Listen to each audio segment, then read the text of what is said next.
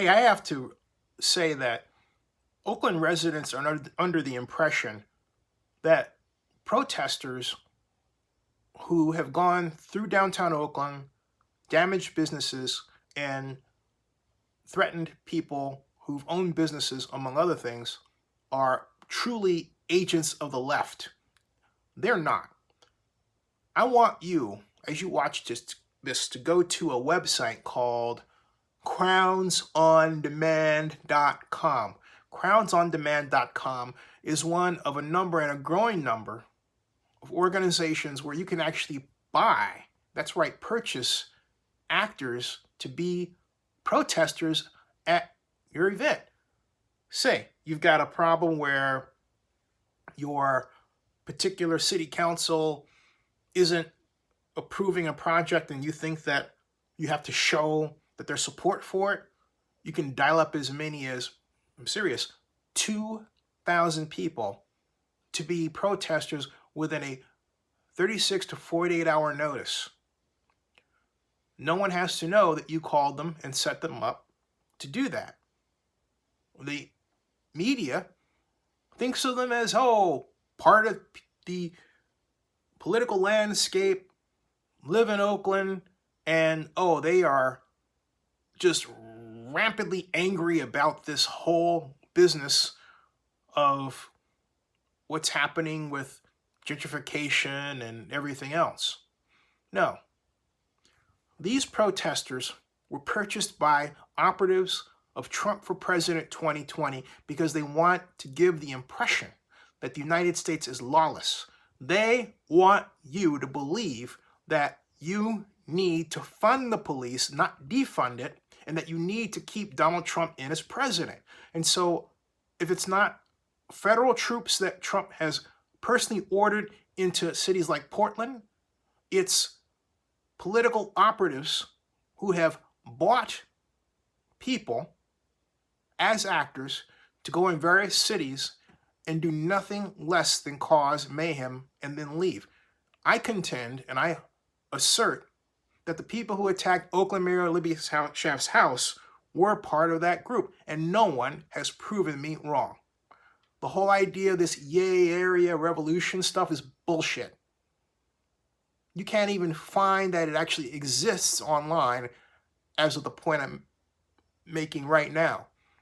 And I say it like that because someone then will say, well, let's mark our territory on site just so that we can show that he's wrong. Look, it's too late, okay? Knock it off. It's a trick. The idea is to write Yay Area Revolution as graffiti on some building, have the police repeat that Yay Area Revolution exists, all right?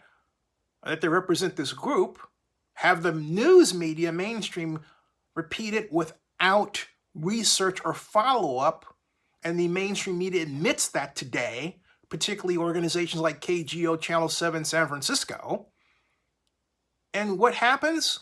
All of a sudden, you believe this is some actual true organization, when in point of fact, it's a cover for people who are hired to do nothing more than create mayhem as part of a political game, the end objective of which is to get the current president of the United States reelected, when in point of fact, he was doing the worst job of any president in the history of this country.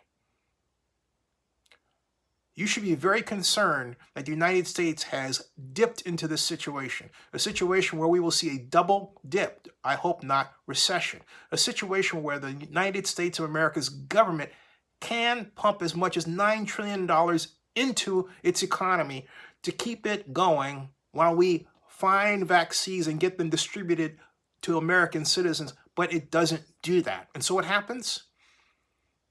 Cities, states, counties go suffering. Whole states like Iowa are still recovering from a storm called the Derico that left 600,000 people, 300,000 people in Iowa without power.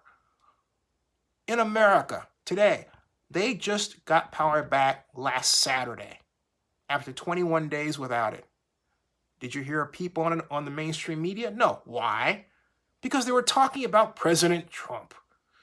who went to Cedar Rapids, Iowa for all of 30 minutes, left, and never returned, and never mentioned the plight of those people on his Twitter account. Horrible. This is your country, folks. We've done better in the past. We can do better in the future.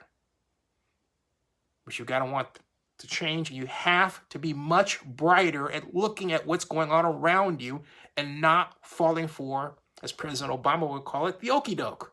There's a lot of okie doke going on. Wake up. Subscribe to Zenny62 and bookmark oaklandnewsnow.com.